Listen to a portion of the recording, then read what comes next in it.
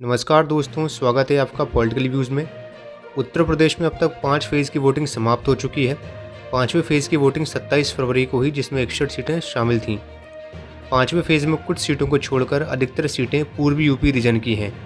तो इस वीडियो में हम आपको वोटिंग के बाद 5वें फेज़ की सीटों का एग्जिट पोल बताने वाले हैं। इस फेज़ की जिन 61 सीटों पर वोटिंग हुई थी, ये वही इलाका है जहाँ गैर यादव ओबीसी जातियाँ किंग मेकर की भूमिका निभाती हैं। और इसी फेज से बीजेपी गठबंधन में शामिल अपना दल और निषाद पार्टी का प्रभाव शुरू होता है। जिस तरह चौथे फेज की सबसे वीआईपी सीट करहल थी, उसी तरह इस फेज की सबसे वीआईपी सीट शरातू विधानसभा है, जहां से यूपी के डिप्टी सीएम केशव प्रसाद मौर्य अपनी किस्मत आजमा रहे हैं और उनके सामने सपा गठबंधन ने अनुप्रिया पटेल की बहन पल्लवी पटेल को चुनावी मैदान में उतारा है।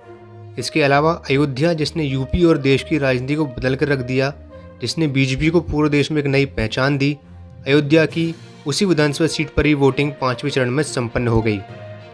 अब हम एक नज़र पिछले विधानसभा चुनाव के नतीजों पर डाल लेते हैं। 2017 में बीजेपी गठबंधन को इन 61 में से 50 सीटों पर जीत मिली थी, जिसमें बीजेपी को 47 और अपना दल को 3 सीटें मिली थीं।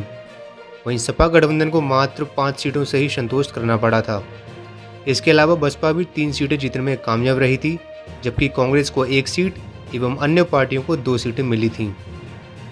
अगर हम 2019 के लोकसभा चुनाव में मिली जीत को विधानसभा सीटों में बदलें तो पाएंगे कि सपा बसपा के गठबंधन के बावजूद भी बीजेपी गठबंधन ने इन 61 में से 47 सीटों पर बढ़त हासिल की थी, जबकि सपा 4, बसपा 7, कांग्रेस 1 एवं अन्य 2 सीटों पर आगे थे।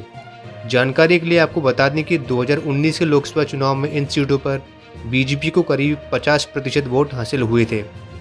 अब ये तो साफ है कि बीजेपी चौथे चरण की तरह इस चरण में भी सबसे ज़्यादा मजबूत है, लेकिन क्या बीजेपी 2017 वाला इतिहास इन सीटों पर दोहरा पाएगी? अगर नहीं, तो बीजेपी को कितनी सीटों को नुकसान हो सकता है? आइए जानते हैं सीटों के आंकड़ों में। हमारे अनुमान के मुताबिक 5वें फेज़ की 61 सीटों में से बीजेपी गठबंधन को 38 से 41 सीटें मिल सकती हैं। वहीं बात करें सपा गठबंधन की, तो इस गठबंधन को 19 से 22 सीटें हासिल होंगी। इसके अलावा बसपा को 1 से 3 सीटें मिलेंगी, जबकि कांग्रेस को 1 से 2 सीटें मिल सकती हैं और अन्य पार्टियां 1 से 2 सीटें जीतने में कामयाब हो सकती हैं, जिसमें कुंडा से वर्तमान विधायक राजा भैया की सीट भी शामिल है। तो इस फेज में बीजेपी को नुकसान तो हुआ है, पर उसके बावजूद भी बीजेपी गठबंधन सपा गठबंधन से आगे है। अगर दूसरे फेज को छोड़ दिया जाए तो अमूमन बीजेपी ने हर फेज में बढ़त हासिल की है। धन्यवाद।